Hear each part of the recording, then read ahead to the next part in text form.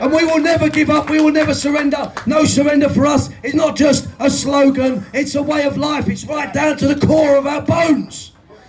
Because we're the ones who built this country, we're the ones who defended it through innumerable wars in the skies, at the Battle of Britain, Normandy, in the trenches, in the Napoleonic Wars, defeating the Spanish Armada. Our people have suffered and died in their millions. So that we will have a country to hand down to future generations of our people.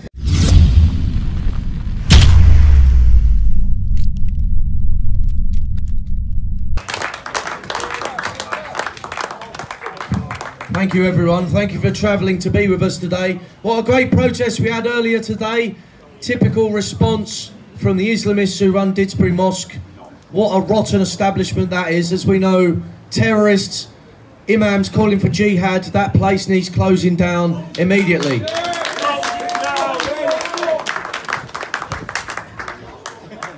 There may have been 30, 40 of us out that mosque today, but hundreds of thousands of people will see that on social media. So thank you for everyone who's come as far afield as the North East. I know people are coming from Northern Ireland, from the Republic of Ireland. I just want a big round of applause for all those who've travelled far distances to be with us today. Big round of applause.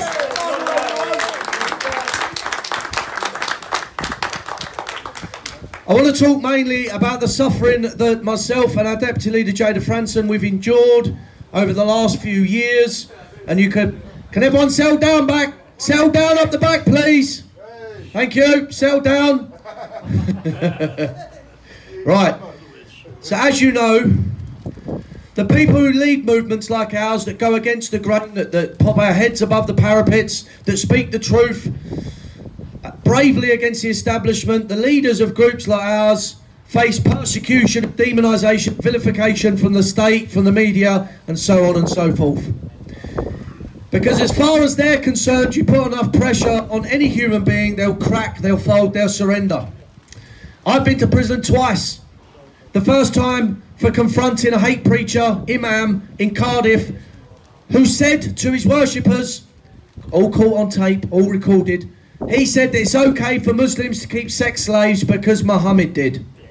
I went down there, organised a team that entered the mosque to confront him. The reaction by the state was to arrest me and throw me in prison for organising the activities on that day. They took me, they dragged me into the High Court. Some politically correct left-wing goon of a judge found me guilty, condemned me, said that the judiciary needs to back the police up because our country's going through a difficult time. And they threw me in the shithole of Pentonville Prison in North London. A prison that's 170 years old, run by Muslim gangs. As soon as I arrived, I could see what the hell was going on inside this prison.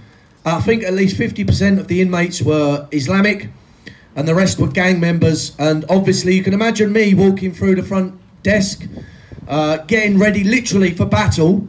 I knew that I was in there for just a month, just 4 weeks, but I knew going in there I was going to have to fight for my life every day. Instead of allowing me to mingle with the everyday general population, they put me into segregation for a whole month, didn't let me out. 24 hours a day I was on lockdown. They only let me out to grab my food, straight back in my cell. I was in solitary confinement for a whole month. Well, as soon as I came out, I published a video condemning the government, condemning the injustice in this country, and I warned every single politician, journalist and member of the judiciary, they can persecute us now, they can treat us in a way that's contemptible now, but one day the boot will be on the other foot, and hundreds of thousands of people saw that video. I said the boot will be on the other foot one day. If you cross the line now, you will face good old-fashioned British justice for the crimes you commit now. So be warned. And then you know, a poor 16-year-old English girl walked in to a kebab shop in Ramsgate on the north coast of Kent. An Afghan migrant immigrant gang seized her, grabbed her. You can just imagine the terror that poor girl, was what she was going through. This immigrant Afghan paedophile gang seized her, dragged her upstairs and gang raped her at least 4 times each. There was 4 lots of DNA found on this young girl. 4 lots. And do you know what the judge did? He bailed the lot of them. He let them back out on the streets. He allowed them back out to run their kebab shop. Despite DNA evidence, he released them until their trial. So me and Jada and several other activists, we printed up special leaflets and we simply went to certain roads. We tracked down where these bastards live, these Afghan paedophile gang rapists. And we simply went and warned all of the neighbours on the roads where these disgusting animals lived. A few weeks later, me and Jada were driving down a road just outside of Tunbridge on our way to something, can't remember. All of a sudden, 15 police cars appear out of nowhere. A roadblock was set up. Police pounced all over our car, confiscated our sat-nav, our phones. They dragged us off. It is unbelievable. It was like an SAS ambush. It's absolutely outrageous. And we quickly learned we'd been arrested for religiously aggravated harassment of these paedophile Afghan gang rapists. Couldn't bloody make it up. Anyway, fast forward to our trial. Once again, a politically correct left-wing goon of a judge finds me and Jada guilty. Surprise, surprise. Sentences us both to months and months in prison. Jada got twice as long as me, which is why she's not here with us today. Her licence conditions end on the 13th of next month. That Saturday, immediately after that, a few days later, we're holding our Britain First National Conference, and we didn't want to hold it until she'd been released. We didn't want to hold it in her absence. Next month, she will be free of restrictions, and she will be back with full maximum force, just like I was when my restrictions ended. They expect that when I was sent to prison, I was sent up to HMP Elmley on the Isle of Sheppey in North Kent. 4 days in to my sentence, the Muslim gangs in the prison, I could already see they were plotting and planning, and I warned the governors, I warned the landing staff, I warned the reps that were on the wing. I said, these guys here, look around, are plotting and planning something. The very next day, a Muslim gang burst into my prison cell and launched an attack on me and then ran out of my cell. I walked outside absolutely covered in blood, and what did they do? They put me down the block, put me in solitary confinement for another 5 weeks. First week, I didn't even have a TV. First week, not even a TV, just books to read. 5 weeks in solitary confinement for being attacked. And then 6 in the morning, they burst into my cell. The prison staff shipped me up to HMP Liverpool, where I kept my head down for the last 3 weeks. When I was released from prison and walking towards the gates, you know, looking forward to my freedom, I was met at the prison gates by 2 carloads of plain-clothes SO-15 counter-terrorism command officers who seized me and informed me that I was going to go down, or being taken forcibly if necessary, not to where I live, back to my family so I can relax. No, I'm being taken to a shitty, disgusting bail hostel in West London in a multicultural area to stay there for another 2 months. That's where Jada is right now. She's sitting in a disgusting probation hostel. They won't release her. They released me after 5 weeks. She's been there for nearly 3 months so far, and they will not release her to go home to her family and her pet dog who she loves so much. Now, the law has changed in this country. When you're in prison for longer than 3 months, you're given, when you're released and your licence ends, you're given a whole year of probation. It applies to everyone who's been to prison for longer than 3 months. So now I'm on a year of post-sentence supervision, which runs out next May. I applied recently. I was invited, along with my team, to the European Parliament to meet all the top patriotic, Euro-nationalist MEPs from the Front National and the Vlaams Belang and so on. I asked my probation officer if it would be okay for me to travel to the European Parliament to meet with democratically elected officials. They said no. The next week I asked them, I said, look, I haven't been on holiday in over 2-3 years. Can I go to Lanzarote for a week? I'll give you all the information you could possibly desire. No, you're not allowed to go. If you want to go on holiday, go somewhere in the UK. Where the hell is there to holiday in the UK? Huh? Cheadle, yes, of course. The Cheadle Riviera, of course, I forgot. But I can tell you now, when November the 3rd comes next month, Jada will be back out on the streets, undeterred and unbowed. As Paul mentioned very kindly, when they released me from Pentonville prison, I swung back straight into action.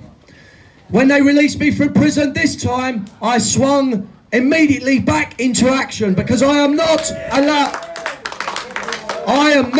allowing the police, the state SO15 counter-terrorism command, the Home Office, the police, I'm allowing none of them to slow me down and deny me my democratic rights that my own family fought and died for. To hell with the lot of them. So we came out and we've been active over and over and over again. You've seen us all over the country. We've caused a stir everywhere we've been. We've been to Bradford, Huddersfield, and we've been to Manchester, now we've been to the Didsbury Mosque. We've been all over the country, all over Northern Ireland. This pace of activity is going to continue. Another way they've tried to silence this movement is by closing us down on social media. We've lost our Twitter accounts, we've lost our YouTube accounts, we lost our Facebook pages. All of this was done when I was in prison. About 3 days in, I was watching Prime Minister's Question Time, and I think it was a Labour MP jumped up and thanked and congratulated Facebook for having the guts to close down the Britain First fan pages. This is why I was eating my lunch in a prison cell. It was on Prime Minister's Questions. You can imagine the shock and the horror that I felt at that moment, knowing that we was going to lose 2.7 million of our supporters around the world. The biggest online social media support base ever built in Europe. More than Labour and Conservatives combined. But more about that later. But they're trying to close us down by using a new term called hate speech, which is simply free speech that liberals and the left do not like.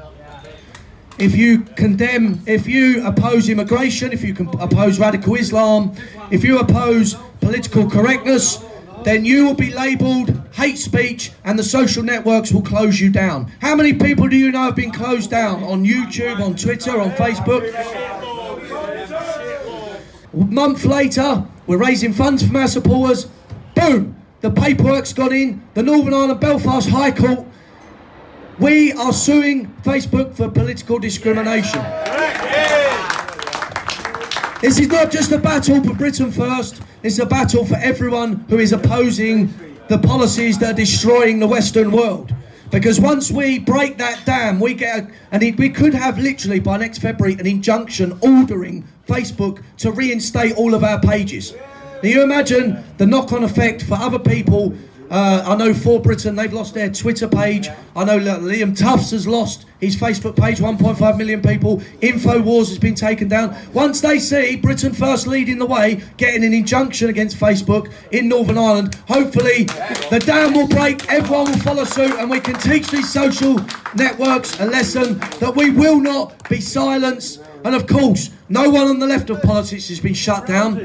If you haven't been shut down on Facebook or any of the others, then the government, the state is not worried about you. Do you remember when Theresa May in Parliament, she thanked the Home Secretary for working with Facebook to get our Facebook pages closed down? This was a government operation to try and destroy Britain First, to send both our leaders to prison, to shut all our Facebook pages down, to cut us off from millions of our supporters. And do you know what? We came out stronger than ever, more active than ever, and it's about time that we made a stand against the people who were destroying.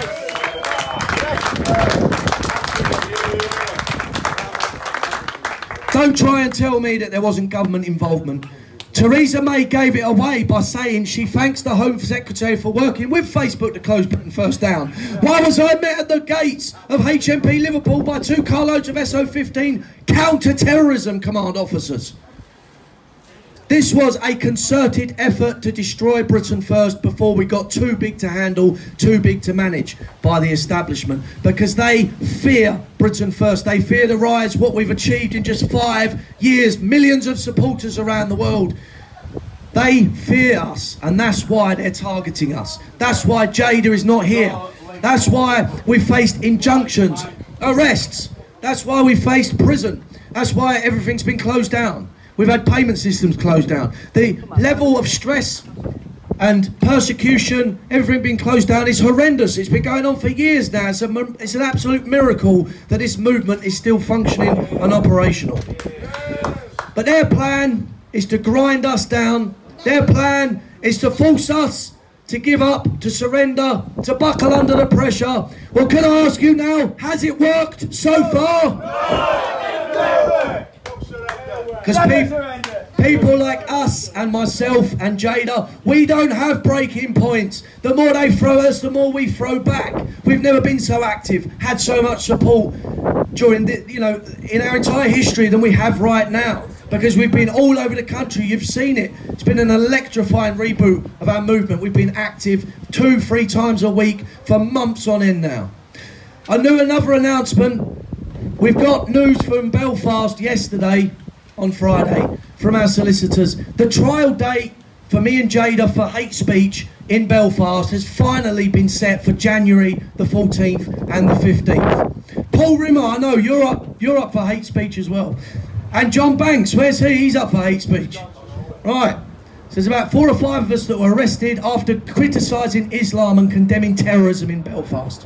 That's the latest effort by the state to try and send a lot of us to prison.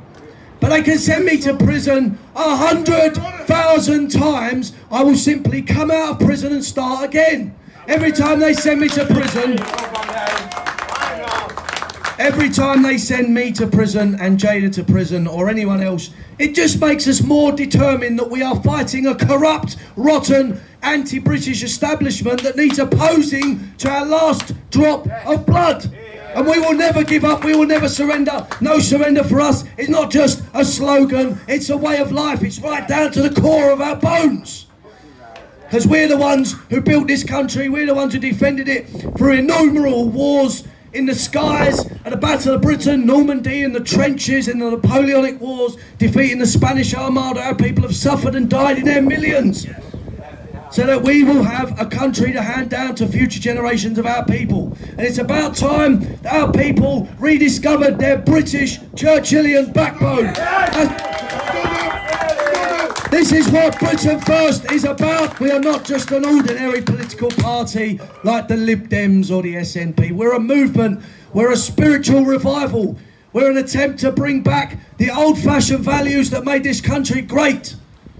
We're a declaration of war against a rotten left-wing establishment that's selling us down the river, that's selling us out, that's betraying us. Our war heroes would be turning in their graves if they could see our country as it is now.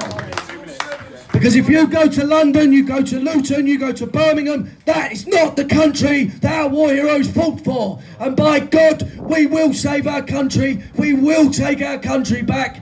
And if not, we will die trying.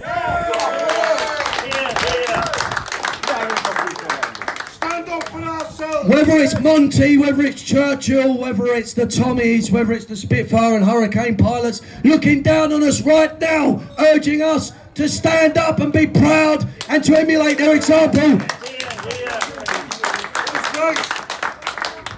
I will not sit on my arse as my country is abolished, dismantled and raped by the liberal left, Islam, the EU, all of the traitors, the media, the journalists, the lot of them. We've declared war on the entire establishment, and we will carry on until we are victorious.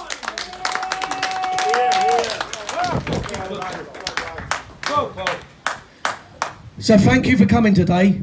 It's a real honour. It's my life's greatest honour to lead this movement and to build it.